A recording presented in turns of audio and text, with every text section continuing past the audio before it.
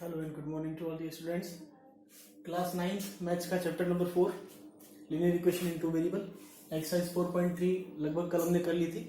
एक last question बाकी है, क्वेश्चन नंबर 8, उसको कर लेते हैं। उसके बाद एक्सरसाइज 4.4 छोटी सी है, उसको भी आज हम कंप्लीट कर लेंगे। So question number 8 is in countries like USA and Canada temperature is measured in Fahrenheit। अब ये क्वेश्चन दे रखा है सिंपल, आपको हमेशा कल वाले क्वेश्चन भी बड़े बड़े थ्योरी में दे रखे थे, मैथ्स के अंदर थ्योरी का कोई लेना देना नहीं। क्वेश्चन भले कितना ही बड़ा दे रखा है, हमको कॉन्सेप्ट देखना है क्वेश्चन में क्या दे रखा है। अब ये इस तरह से कह रहा है कि जो भी हम जैसे हीट के लिए टेम्परेचर मेजर करते हैं उसकी अलग अलग यूनिट है। डिग्री सेल्सियस हम इंडिया में मेजर करते हैं, डिग्री फ़ारेनहाइट होता है, ये सारी चीजें हम मेजर करते हैं तो उसका एक फार्मूला होता है। वो फार्मूला आपको यहाँ पे दे रखा है। अब वो फार्मूला डिग्री फ़ारेनहाइट के अंदर और सेल्सियस के अंदर दे रखा है। तो ये बोल रहा है in different countries like US and Canada temperature is measured in Fahrenheit whereas in countries like India it is measured in Celsius. Celsius के अंदर इसको मेजर करते हैं, हम बोलते हैं ना 45 डिग्री सेल्सियस का टेम्परेचर है, 40 डिग्री सेल्सियस का टेम्परेचर है। Here in linear equation that converts Fahrenheit to Celsius. आप हायर क्लासेस के अंदर जाके, आप 11th के अंदर जाके हीट वगैरह की जब बातें करेंगे, वहां चैप्टर पढ़ेंगे फिजिक्स के अंदर, तब आप अच्छे से समझेंगे कि ये फॉर्मूले सारे आपको वहां पे मिलेंगे और हीट का बहुत अच्छा पोर्शन फिजिक्स की 11th के अंदर आपको मिलेगा। तो वहीं से ये फॉर्मूला है।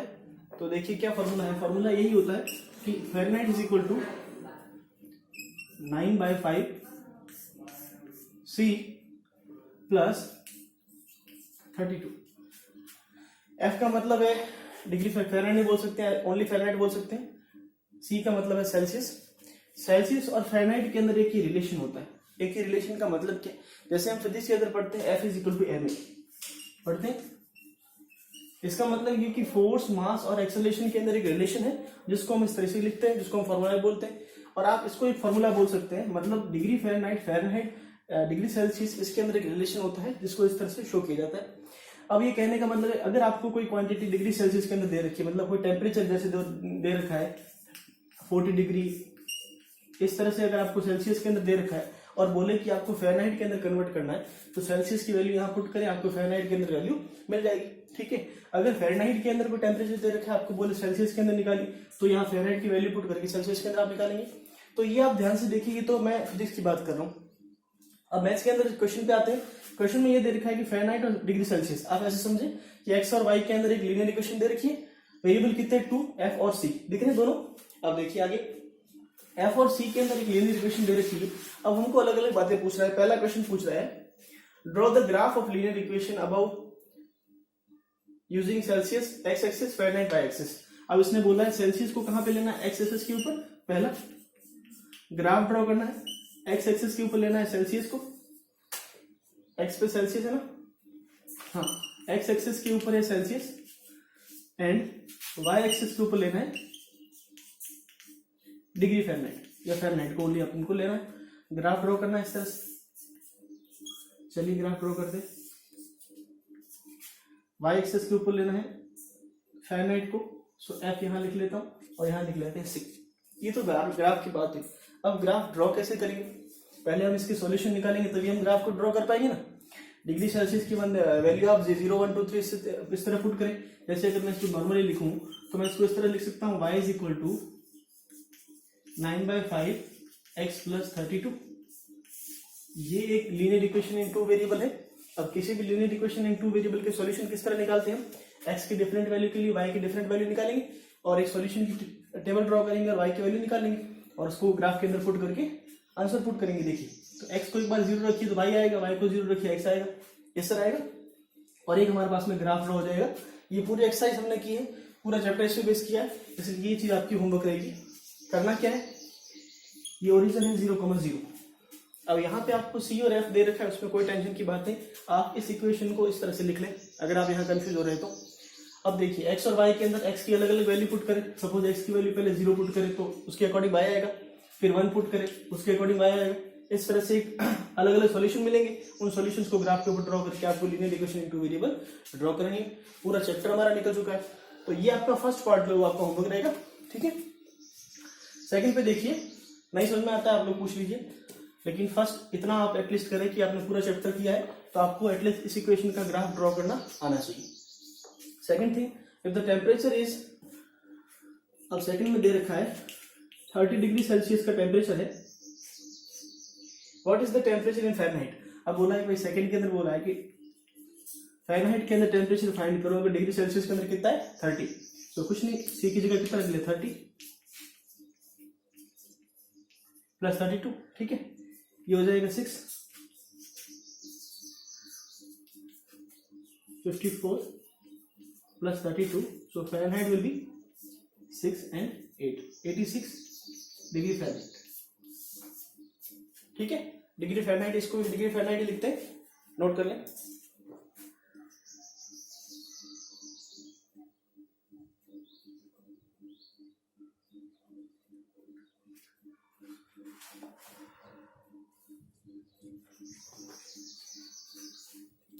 चलिए अगला,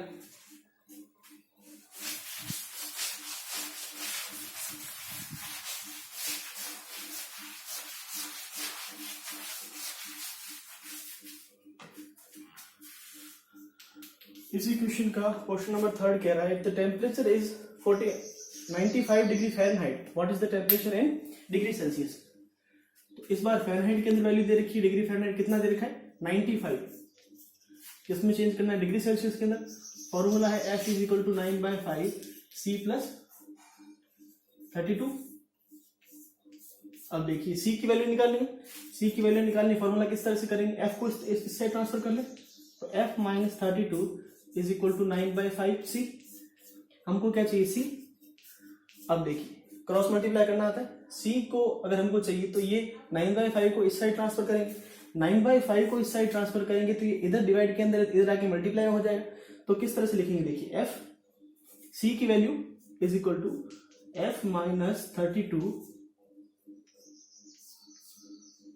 into 5/9।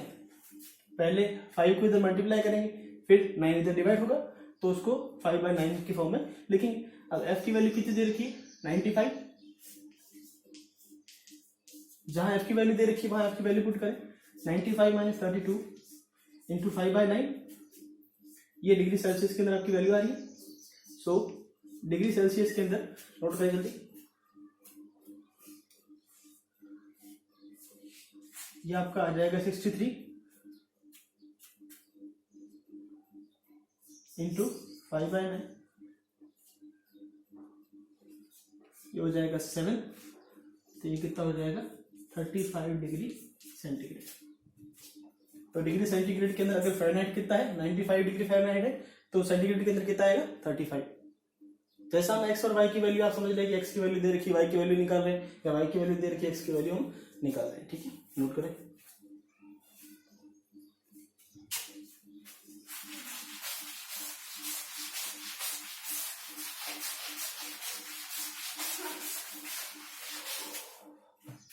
Next one fourth part इसी का है, if the temperature is 0 degree Celsius बोला है फोर्थ वाले के अंदर, टेम्परेचर 0 डिग्री सेल्सियस है, what is the temperature in Fahrenheit, and if the temperature in Fahrenheit is 0 degree Fahrenheit, then temperature in Celsius 0 degree Celsius और 0 degree Fahrenheit के ऊपर, Fahrenheit की वैल्यू क्या होगी इसके ऊपर, और इसके ऊपर डिग्री सेल्सियस की वैल्यू क्या होगी, ये हमको पूछा है। बहुत ही आसान, देखिए F इज इक्वल टू दे रखा है 9/5 C इंटू प्लस 32। एक बार बोला है कि भाई F को C को 0 रखिए, मतलब C को 0 रखेंगे तो F की वैल्यू क्या आएगी, उसी तरह से दूसरी बार F को 0 रखना है तो C की वैल्यू क्या आएगी निकालना है। तो फर्स्ट वाला पार्ट देखिए, जब C को 0 रखेंगे, 0 डिग्री सेल्सियस को किस तरह से लिखेंगे, F is equal to 9/5 into 0 plus 32, ये तो पूरा हो गया 0। सो डिग्री फ़ारेनहाइट कितना आया, F is equal to 32 degree Fahrenheit आ गया आपका आंसर।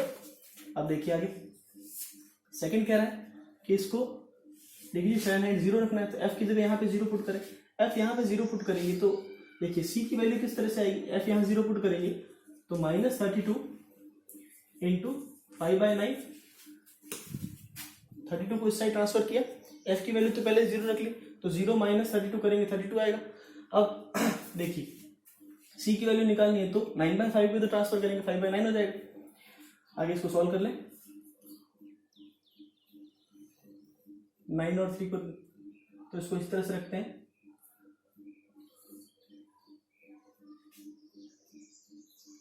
(160 divide by 9). ओके, और ये इसको सॉल्व करके जितना भी डिग्री सेल्सियस के अंदर आ रहा है वो आप डिग्री सेल्सियस इसको डिनोट करें।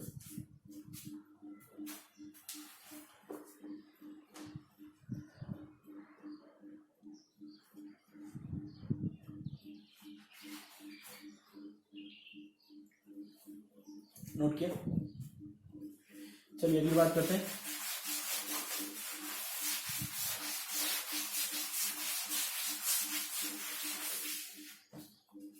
अगला और लास्ट पार्ट दे रखा है 5th वाला, is there a temperature which is numerically in the same the both Fahrenheit and Celsius. अच्छा, इसने पूछा है कि डिग्री सेल्सियस और फ़ारेनहाइट का टेम्परेचर इक्वल कब होता है, ये आपको पूछा है। इक्वल करने के लिए आप क्या करेंगे, देखिए फर्स्ट वाला पार्ट आपका होमवर्क है और 5th वाला पार्ट, दो चीजें आपकी होमवर्क रहेगी। फर्स्ट वाले पार्ट के अंदर तो सिर्फ ग्राफ बनाना है, इसका हिंट मैं आपको दे देता हूँ। 5th वाले पार्ट के अंदर ये बोल रहा है कि अगर f is equal to 9/5 c plus 32 है। अब इसने बात ये पूछी है कि ऐसा टेम्परेचर फाइंड कीजिए, ऐसा टेम्परेचर बताइए जब डिग्री सेल्सियस और फ़ारेनहाइट दोनों बराबर होते हैं। बराबर होने का मतलब ऐसे कह सकते हैं कि ये भी जब सपोज 20 डिग्री फ़ारेनहाइट हो तब ये भी कितना हो 20 डिग्री सेल्सियस हो। दोनों को टेम्परेचर बराबर कब होगा ये आपको बताना है। ये एक आपका इंजीनियर्स क्वेश्चन आपका रहेगा, समझ के आप चीज को समझे। कल मैं इसको फिर से कराऊंगा आपको। इतना सोचे खाली कि एफ और सी बराबर कब हो सकते हैं। अगर आपने ढंग से पूरा चैप्टर पढ़ा है तो linear equation in two variable से रिलेट करके आप देखिए कि एफ और सी बराबर कब हो सकता है, और उस केस के अंदर एफ और सी बराबर जब होगा उस केस के अंदर एफ और सी का टेम्परेचर क्या आएगा। ठीक है, अभी भी आप लोग सोच के कर सकते हैं कि एफ और सी को बराबर करना है, ऐसा टेम्परेचर निकाले जब एफ और सी बराबर होता है। ठीक है, तो कुल मिला के करना क्या है, एफ और सी बराबर करने का मतलब है कि आप ऐसे मानिए कि जब एफ बराबर सी डिग्री सेंटीग्रेड बराबर आप एक्स मान लें, हिंट दे रहा हूं सिर्फ, degree Fahrenheit is equal two degree Celsius is equal मैंने मान लिया एक्स। ठीक है, तो इन दोनों के अंदर इक्वेशन के अंदर सी और एफ दोनों की जगह क्या आ जाएगा, एक्स प्लस 32। ये पूरी इक्वेशन एक्स के अंदर आ गई। यहां से जो एक्स की वैल्यू निकालेंगे आप लोग, एक्स की वैल्यू जो निकालेंगे वही क्या आएगा हमारा फ़ारेनहाइट के अंदर और डिग्री सेल्सियस के अंदर इक्वल टेम्परेचर आएगा। ठीक है,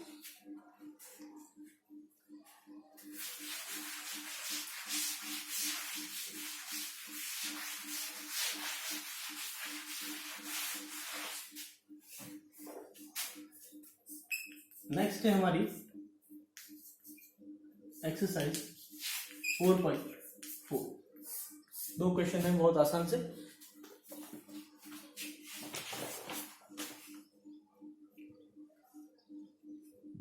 देखिए इस एक्सरसाइज से पहले आपको एक एग्जांपल दे रखा है, बुक के अंदर ही दे रखा है, उसी को मैं समझा देता हूं पहले आपको।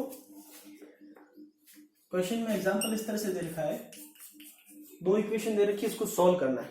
Solve the equations 2x plus 1 is equal to x minus 1 and represent the solutions। पहला ये पहले तो इसका x और x की वैल्यू निकालनी, सॉल्यूशन निकालना है इसका, और दूसरा इसको रिप्रेजेंट करना है पहला नंबर लाइन के ऊपर और दूसरा कोऑर्डिनेट प्लेन के अंदर। नंबर लाइन समझते हैं, नंबर लाइन 1 2 3 4 की जो नंबर लाइन होती है रियल नंबर लाइन, पहला उसके ऊपर इसको प्लॉट करना है, और दूसरा हमको जो xy कोऑर्डिनेट प्लेन होता है उसके अंदर इसको शो करना है। तो पहले इसका सॉल्यूशन निकालते हैं। सॉल्व करने के लिए क्या करेंगे, इक्वेशन को सॉल्व कैसे करते हैं, देखिए 2x plus 1 is equal to x minus 3 लिखा है। ठीक है, अच्छा पूरी इक्वेशन x के अंदर है, एक वेरिएबल है, एक इक्वेशन है, तो सॉल्यूशन निकल जाएंगे। x को इधर ट्रांसफर कर लेते हैं और 1 को उधर ले जाते हैं, तो x 2x minus x is equal to -3 - 1। बस समझना, ये x को मैंने इधर लाया तो 2x, x इधर प्लस का था इधर आएगा माइनस का होगा, ये 1 का प्लस है इधर जाएगा तो माइनस का हो जाएगा। सो यहां से देखिए ये कितना बचा, x is equal to -4, -3 into plus -1 दोनों माइनस किया ना तो प्लस हो जाएगा, कितना होगा -4, और 2x - x हुआ तो कितना होगा x। अब x की वैल्यू -4 आई है। आप ऐसे सोचिए कि आपको एक ऐसी इक्वेशन दे रखी है जहां लिखा है x इज इक्वल टू -4। अब क्या ये लीनियर इक्वेशन इन 2 वेरिएबल है? बिल्कुल हो सकती है, नहीं भी हो सकती है। पहली बात तो वेरिएबल यहाँ पर एक है, तो इसको 2 लीनियर इक्वेशन के अंदर बनाने के लिए हम क्या करेंगे?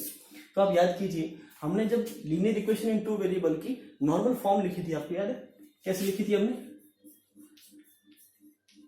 ax plus B Y plus C is equal to 0, याद है आपको? अब देखिए यहाँ पर लिखा है x इज इक्वल टू -4। मैं इसको ढंग से और अच्छे तरीके से लिखूं तो x प्लस 4 को इज इक्वल टू 0 लिख सकता हूं क्या? ठीक है। अब इस इक्वेशन को यहाँ पर मैं इस फॉर्मेट के अंदर लिखने की कोशिश करता हूँ। हम हमेशा लीनियर इक्वेशन को किसमें? वेरिएबल 2 के अंदर लिखने की कोशिश करते हैं, इस फॉर्म के अंदर। तो x plus 4 is equal to 0 दे रखा है, ठीक है। तो a की वैल्यू क्या लिख सकता हूँ मैं? 1 इंटू एक्स लिख सकता हूँ भाई। x की जगह मैं 1 इंटू एक्स लिखूंगा तो भी x ही रहेगा, प्लस अब y की यहाँ पे कोई टर्म नहीं है, मतलब y की टर्म नहीं है, मतलब b क्या होगा? 0, या y क्या होगा? 0। तो मैं ऐसे लिख लेता हूँ 0 b प्लस c की वैल्यू कितना दे रखा है? 4। ध्यान से देखिए, जब सॉल्व करेंगे तो फिर से x की जगह x आएगा, 0 into Y which is 0 and 4 यहाँ पे रह गया। तो c की वैल्यू कितनी आ जाएगी? 4, b की वैल्यू 0 और a की वैल्यू कितनी जाएगी? ये भी हमारे पास में आ गई। तो ये हमारे पास में लीनियर इक्वेशन आ गई जो हमको गिवन है। अब इसका ग्राफ ड्रॉ करना है, कुल मिला के इसका ग्राफ ड्रॉ करना है। अब चलिए, अब समझते इसका ग्राफ कैसे ड्रॉ करेंगे। पहले ये नोट कर लें,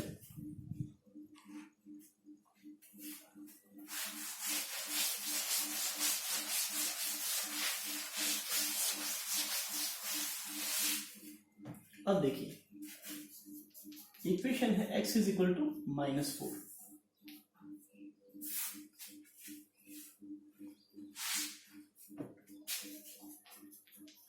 x इज इक्वल टू -4। ध्यान से देखिए, x इज इक्वल टू -4 एक लाइन है, ऐसी लाइन जिसके ऊपर y की वैल्यू एक बार कब होगी? 0 होगी। कैसे? सोचिए, जैसे मैं आपको बोलूं भाई x इज इक्वल टू -4 का मतलब क्या है? x की वैल्यू -4 एक कांस्टेंट आ रही है, ऐसी कोई इक्वेशन। ये होता है y, ये होता है -1, ये होता है x, ये होता है -x। याद है सभी को? ये कोऑर्डिनेट सिस्टम है 0,0, ये है 1, ये है 2, 3 प्लस का, इस तरह -1, -2, -3 एंड -4, ठीक है। इसी तरह से y के अंदर -1, -2, -3 +1 प्लस जितना है इतना सफिशिएंट बना लेते हैं। अब देखिए, हमको x की वैल्यू -4 दे रखी है। पहले तो आप ये समझे x इज इक्वल टू -4 का मतलब क्या? एक कांस्टेंट चीज है क्या? x कभी वेरी करेगा? मतलब x इज इक्वल टू -4 लिखा मतलब x की वैल्यू -4 फिक्स है, चाहे y की वैल्यू कुछ भी हो। तो जब x की वैल्यू फिक्स है और y की वैल्यू कुछ भी हो, तो आप सोचिए लाइन कैसी होगी? ये x इज इक्वल टू -4 की लाइन है कि नहीं?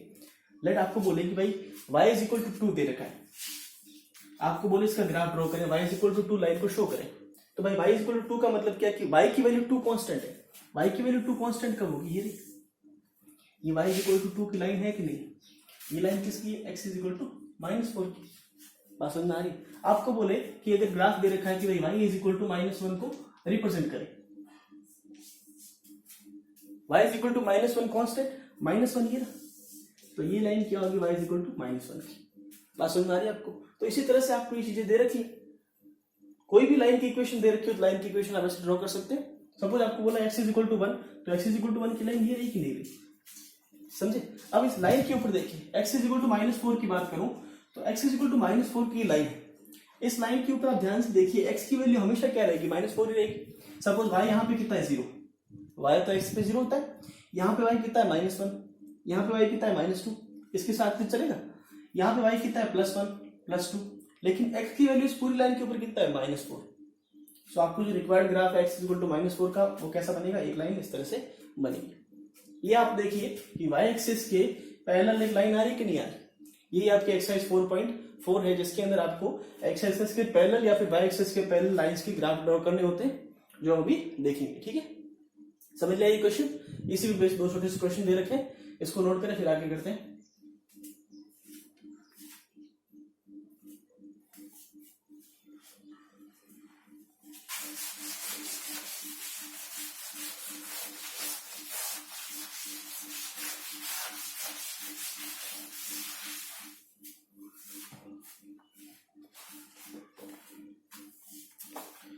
इसके अंदर आपको 2 क्वेश्चन दे रखे हैं एक्सरसाइज 4.4 में। मैं आपको सेकंड वाला क्वेश्चन करवा रहा हूँ, फर्स्ट वाला क्वेश्चन आप खुद करेंगे। फर्स्ट वाले क्वेश्चन के अंदर देखिए, give the geometric representation of y is equal to 3 as an equation of 1 variable and in 2 variable. y is equal to 2 दे रखा है, फटाफट बता देता हूँ। फर्स्ट वाला अगर दे रखा है equation y is equal to 3, अब इसका 1 वेरिएबल के अंदर मतलब क्या, 1 वेरिएबल के अंदर मतलब क्या, नंबर लाइन।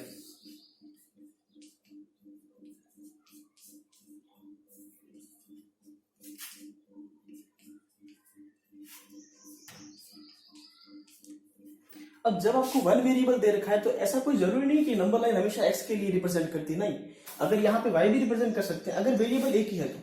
अगर वेरिएबल x दे रखा है तो हम बोलेंगे नंबर लाइन पे x की वैल्यू पुट करें। सपोज x इक्वल टू 1 है तो ये रहा, ये पॉइंट x इक्वल टू 1 है, समझा कि नहीं। अगर आपको y दे रखा है तो y एक ही वेरिएबल है तो y इक्वल टू 3 का मतलब क्या, ये पॉइंट आपका y इक्वल टू 3 का हो जाएगा, तो ये लाइन आपकी y इक्वल टू 3 की होगी कि नहीं होगी। क्लियर, 1 वेरिएबल के लिए। अच्छा, सेकंड पूछा है कि इसी का पूछा है 2 वेरिएबल के लिए।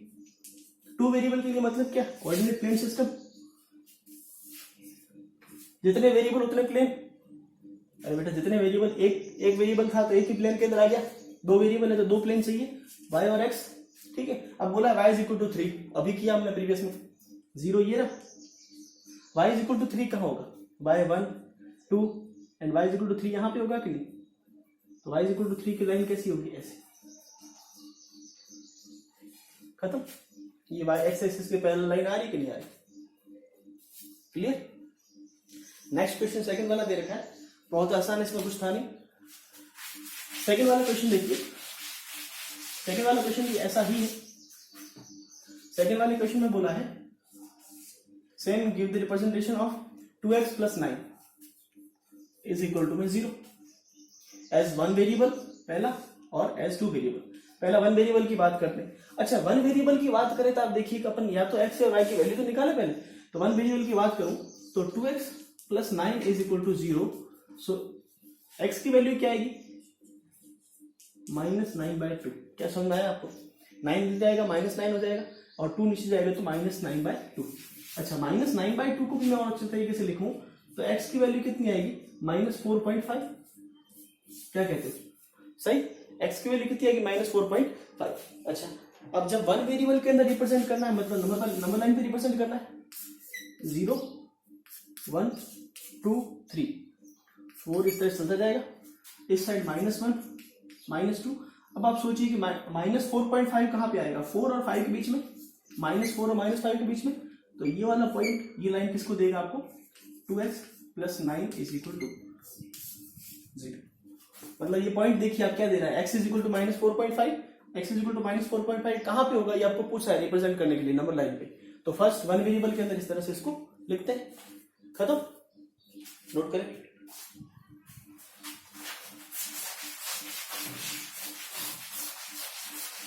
सेकंड आपको यही पूछा है कोऑर्डिनेट सिस्टम के अंदर, 2 वेरिएबल के अंदर, 2 वेरिएबल के अंदर पूछा है बस भाई, जो पहले हम करते हैं x और y की वैल्यू।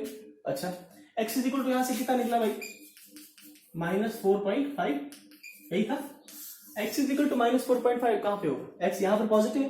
अच्छा, x कहां नेगेटिव होता है, लेफ्ट साइड के अंदर, तो यहाँ पे -1 होगा, -2 होगा और यहाँ -4 होगा, यहाँ -5 होगा। -4.5 x की वैल्यू कहीं यहाँ पर होगी और ये लाइन कैसी होगी, इस तरह से y एक्सिस के पैरेलल। इस पूरी लाइन के ऊपर x की वैल्यू कितनी है, 4.5। तो 2x प्लस 9 का 2 कोऑर्डिनेट सिस्टम के अंदर ग्राफ कैसा होगा, ऐसा। इस पूरी लाइन के ऊपर x y की वैल्यू चेंज हो रही है, y की वैल्यू 0 -1 -2 -3, ऊपर जाएंगे +1 +2 +3, लेकिन x की वैल्यू पूरी लाइन के ऊपर कितना है, 4.5। खत्म, थैंक यू।